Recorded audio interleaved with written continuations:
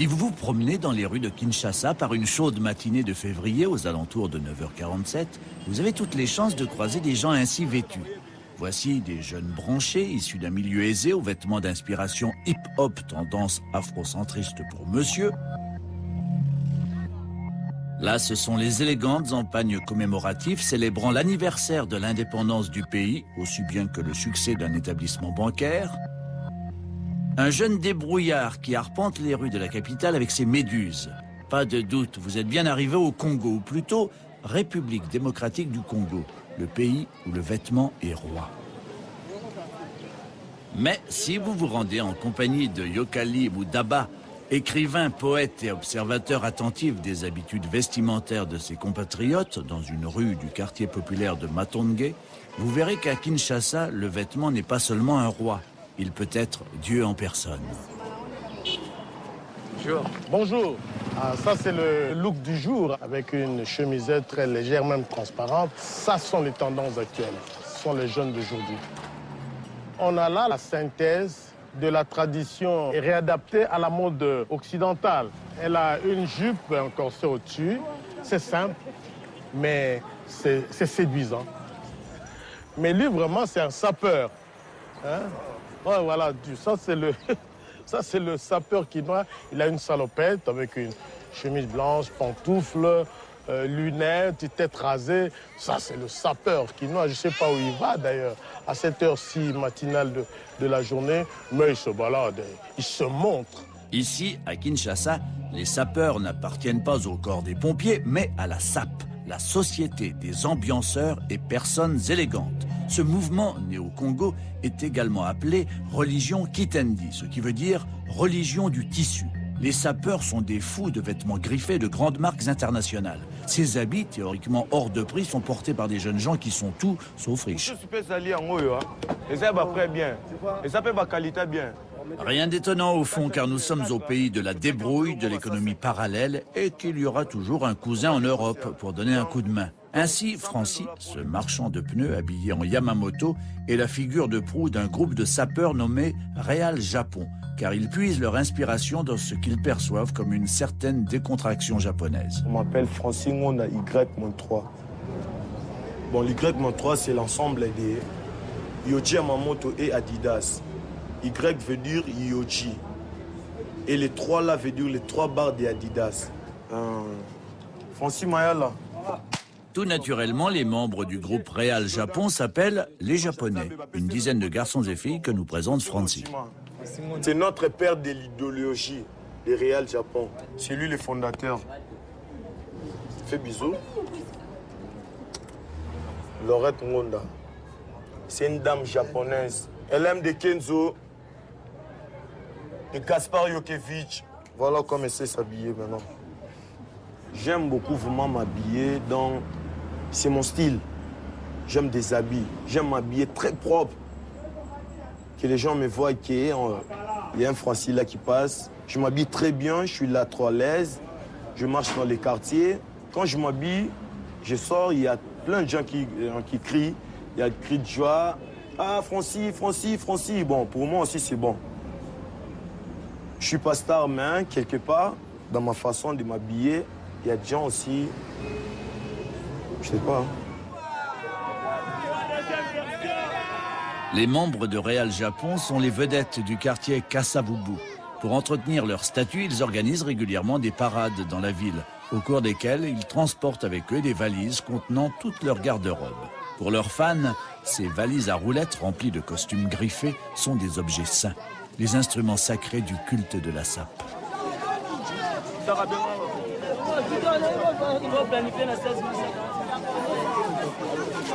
Lodan, japonais.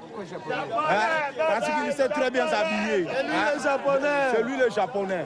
C'est un grand star, celui-là. C'est lui le japonais, oui. C'est un grand star. C'est Michael Jackson. Que la SAP, c'est-à-dire la Société des ambianceurs et des personnes élégantes, c'est le culte du paraître. Hein? Le culte du paraître dans une société en crise, en entropie, où les gens cherchent, comme on disait à l'époque, des paradis artificiels. La musique y participe aussi, Mais la tenue vestimentaire, la démonstration de la force par l'extérieur, par le paraître, donne une sorte de pouvoir illusoire. Tous les enfants du quartier connaissent bien sûr aussi Seigneur de la Sape, un autre japonais qui s'apprête à rejoindre la parade.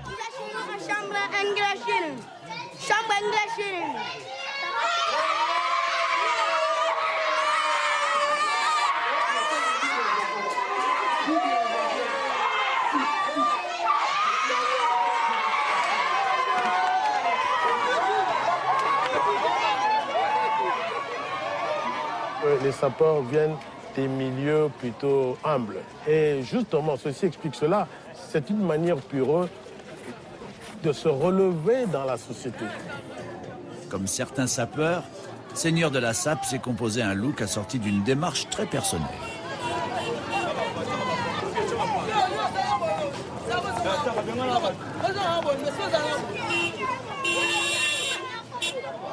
Dans les dancings, le soir, après la parade, différents groupes de sapeurs se rejoignent. Il y a les Français, les Italiens, les Américains et bien sûr les Japonais. Ils improvisent un spectacle à la gloire des habits. Le vêtement est adulé encore plus que celui qui le porte et l'élégance compte au moins autant que la marque.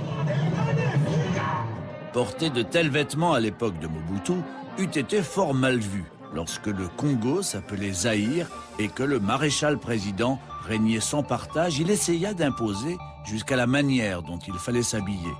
Ainsi, Mobutu, qui était le seul à porter une toque en léopard, inventa un concept très étrange, une tenue qui s'appelait abacoste, c'est-à-dire abat le costume, mais signifie en réalité abat la cravate.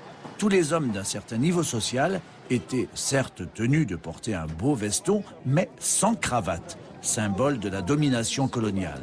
Matraba est commerçant. Il est l'un des rares habitants de Kinshasa à avoir conservé son abacoste. Moi, je l'ai acheté à l'époque parce que ça me plaisait beaucoup. Je m'habille souvent en abacoste lorsqu'il y a des grandes manifestations. C'est pour apparaître en bon citoyen. L'essentiel était qu'on mette ce costume à doublure, avec foulard, avec pochette et avec un signe du parti. Si l'un de ces attributs, je dis bien si l'un de ces attributs manquait à la tenue, eh bien c'était la punition. On vous traitait de tous les noms, militants tièdes, contre-parti, anti-parti, anti-patrie.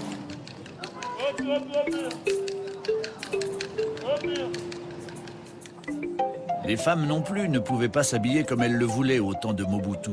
Il fallait porter le deux pagnes, une tenue dans laquelle le bas se compose de deux pagnes noués l'un sur l'autre, comme nous l'explique Nancy dans son beau pagne commémoratif.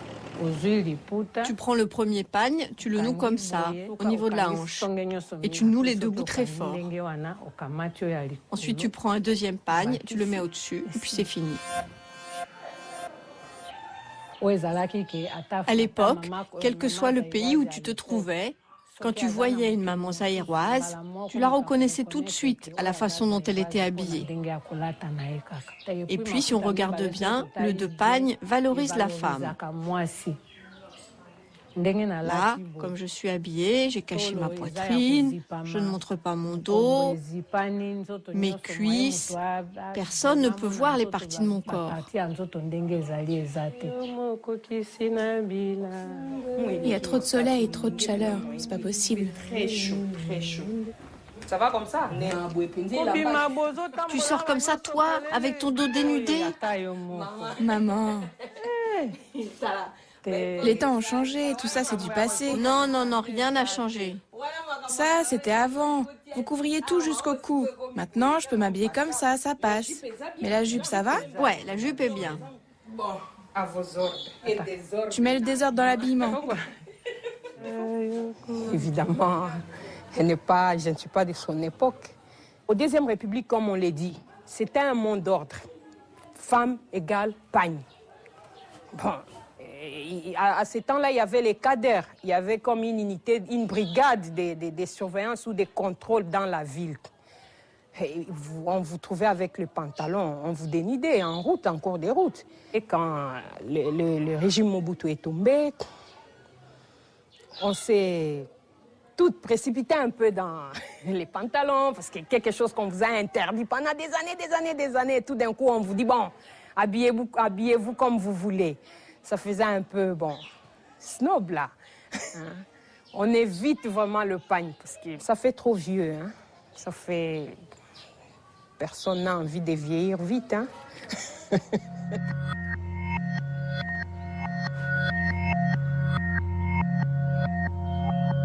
Mais le tissu pagne n'a pas dit son dernier mot.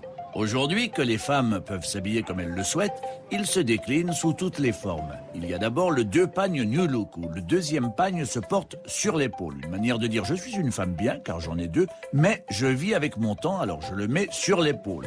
Il y a la robe bustier à fronce, l'ensemble coordonné pantalon, chemise sans manches, bref, le pagne sous toutes ses coutures.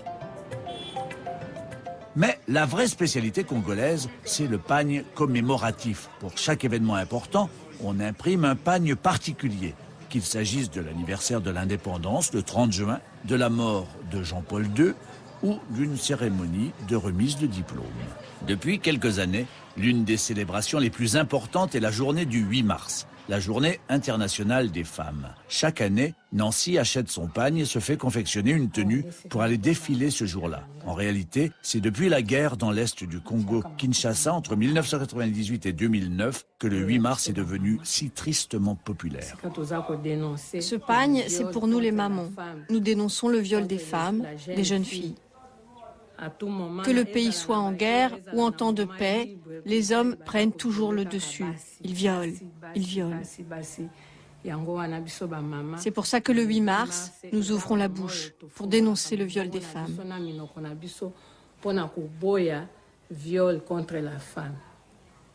Ce qui nous étonne, c'est que les commanditaires de ces actes, on ne les voit jamais punis.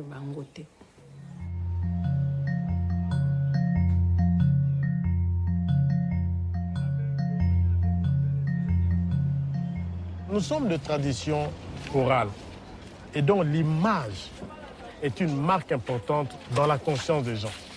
Le pouvoir politique de Mobutu a compris ça très tôt. Et c'était parti de là. Donc à l'époque de Mobutu, à chaque événement, et Dieu seul sait combien de fêtes on avait dans l'année, on passait le temps à danser, à boire, et bien à chaque événement, il y avait un pagne spécialisé, effigie de Mobutu avec ce slogan. Le phénomène du mobutisme, c'est un phénomène qui nous poursuit encore. Hein. On ne s'est pas suffisamment exorcisé. C'est à peine 5 ans après l'indépendance qu'à l'instar de Sœur Odile et Sœur Rosa, les religieuses congolaises ont commencé à s'habiller en pagne, mais dans une version très sobre. Mama, Abambi et Lamba. Cette année-là, en 1966, le cardinal Malula décida d'africaniser l'habit des sœurs congolaises. Une véritable révolution dans un pays fortement marqué par l'influence des missionnaires européens.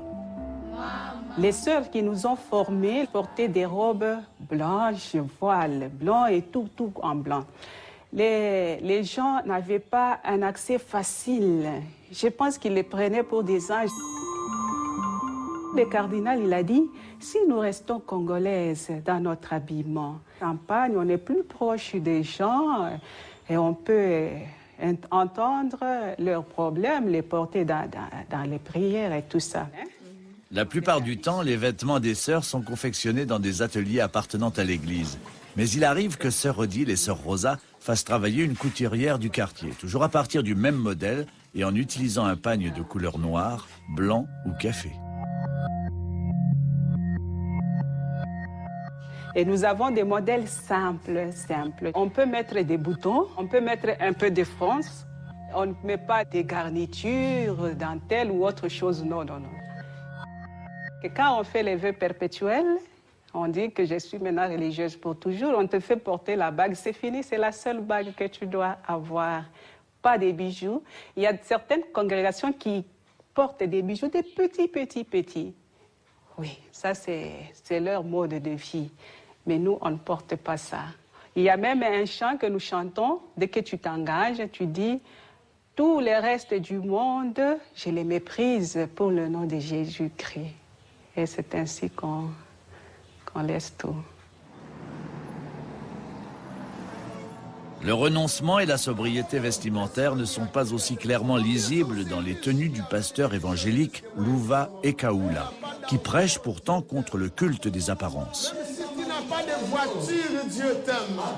Même si tu dors dans une très très petite pièce, mais Dieu t'aime. Même si tu ne sais pas bien parler français, Dieu t'aime quand même. C'est l'amour de Dieu qui, jusqu'à aujourd'hui, te garde en vie. Vous savez, quand vous lisez l'Ancien Testament, vous allez vous rendre compte que les sacrificateurs, qui étaient au fait les prêtres à l'époque de Moïse, de David et autres, ils s'habillaient de cette façon-là, avec des tuniques. Et les catholiques ont copié ça, vous voyez. Mais nous, c'est un peu différent, vous voyez. Nous croyons que ce qui est plus important, c'est l'aspect intérieur, l'aspect spirituel. C'est pas trop l'aspect extérieur de longue tunique, vous voyez. Il y a des gens qui disent, vous vivez dans un pays pauvre. Vous n'avez rien à manger. Vous vivez comme des animaux. Vous êtes les signes de malédiction. Moi, je leur dis souvent ceci. Moi, je suis convaincu que Dieu m'aime. La façon avec laquelle je me présente devant quelqu'un démontre aussi le respect ou la considération que j'ai vis-à-vis de la personne. Et quand on doit rencontrer Dieu, bon, pour nous, il faut aussi s'habiller d'une certaine façon, quoi. Quand un fidèle vous voit, qui remarque que vous vous habillez bien et vous donne des compliments. Non, juste, c'était très bien, vous êtes très bien habillé. Et nous sommes très fiers de vous avoir comme notre pasteur.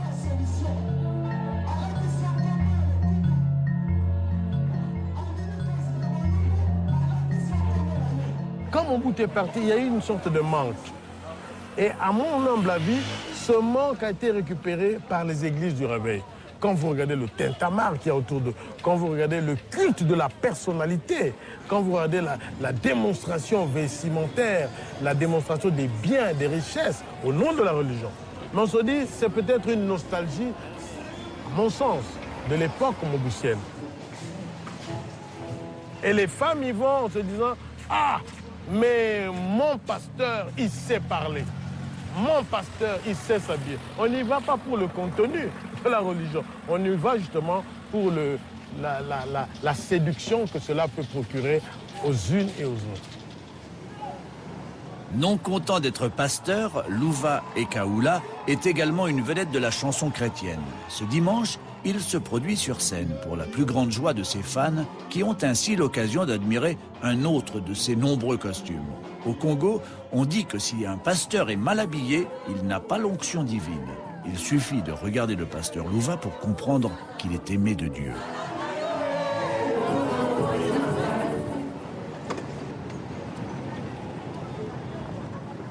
Au pays des pasteurs sapeurs, il n'existe toutefois qu'une seule prêtresse de la sape, c'est Biomba. La propriétaire du plus beau magasin de sape de Kinshasa qui fait réaliser des clips à sa propre gloire. Dans sa boutique du centre-ville, Biomba ne se contente pas de vendre de la marque. Elle lance aussi des tendances qui vont dominer la scène locale, comme récemment le boubou, un vêtement bien aéré, à la mode en Afrique de l'Ouest, jusque-là inconnu ici, qu'elle a réussi à imposer dans la haute société. Les boubous qu'elle vend sont fabriqués au Sénégal et au Bénin, faits en basin, un coton damassé importé d'Europe.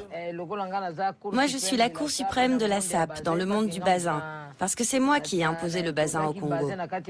Par exemple, tout le monde ici sait que ce dessin, c'est du Versace. Au Sénégal, ils sont forts en couture, mais ils ne connaissent pas ce genre de motif, car ils ne sont pas dans l'univers de la sape. Moi, je leur ai imposé de le coudre. On n'a pas demandé l'autorisation, parce que Versace, il est connu. Il a imposé son nom, sa griffe, et il fait du beau travail. C'est pour ça que nous l'avons copié, c'est comme ce que je porte. Beaucoup de gens sont en train de le copier, mais ils ne m'ont pas demandé la permission. Et s'ils le copient, c'est que c'est beau.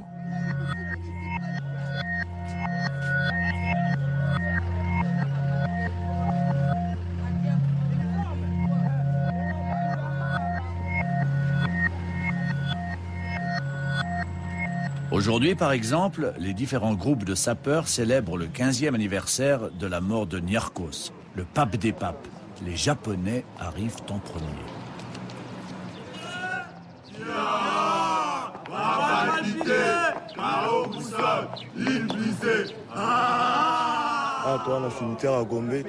On est venu au cimetière de la Gombe pour rendre hommage à notre grand prêtre, Niarchos. Comme c'est la coutume dans notre idéologie de sapeur, on met des fleurs sur sa tombe pour commémorer sa mort et pour célébrer le pouvoir qu'il a eu sur cette terre. C'est aussi pour rendre honneur à la religion qu'il nous a laissée, la SAP. En tant que guerriers, nous sommes là pour défendre notre identité qui est celle de l'habit. Et comme le grand prêtre l'a dit, il ne faut jamais abandonner l'idéologie Kitandi. Le grand prêtre Niarchos, qui s'était choisi un surnom de milliardaire grec. Disons-le, il n'était pas un bon musicien. Mais c'est peut-être ceci explique cela aussi. Le fait de ne pas avoir été une grande vedette de musique, peut-être l'a transposé sur l'autre espace de la SAP, où il a excellé. Mais il a essayé aussi dans l'imagination, dans les assemblages, dans les excentricités. Et il a fini par devenir le pape des papes. Et à sa mort, c'était presque une émeute. On enlève les lunettes pour prier, par respect.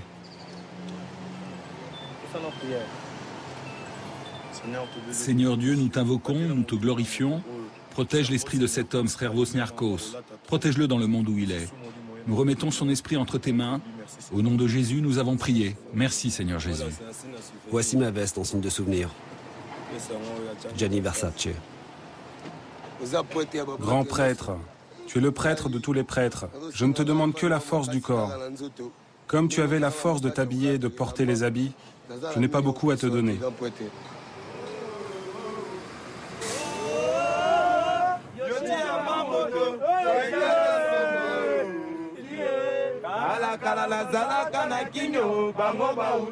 La prière terminée, les sapeurs se changent. Impossible de ressortir du cimetière habillés comme ils sont entrés.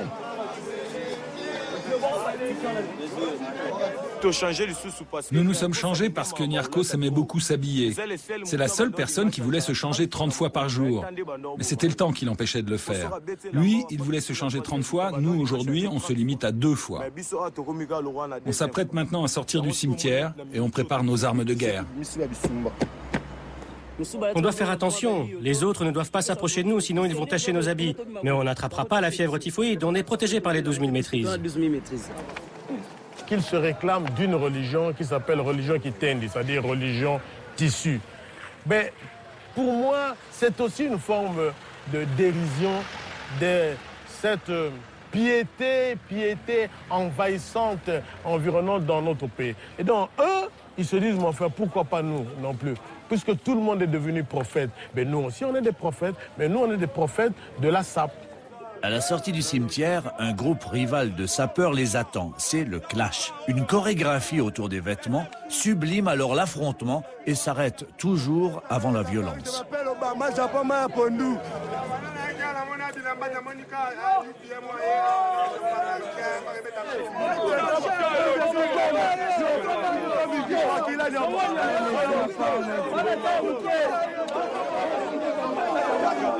Il n'y a pas vraiment de bataille, mais il y a discussion.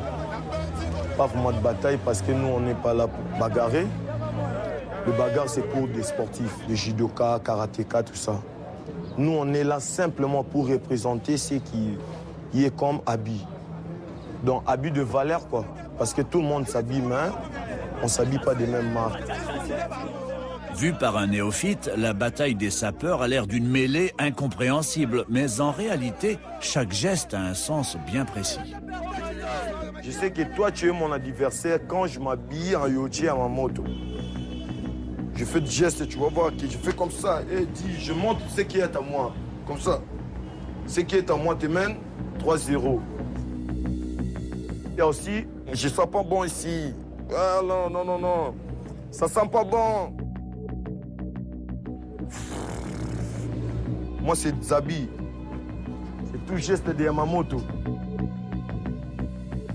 Tu coûtes peu. Tu es là en bas et puis tu es un petit. Moi, je suis un gras. Et puis, je donne gloire à Dieu, quoi. C'est Dieu qui m'a donné tout ça.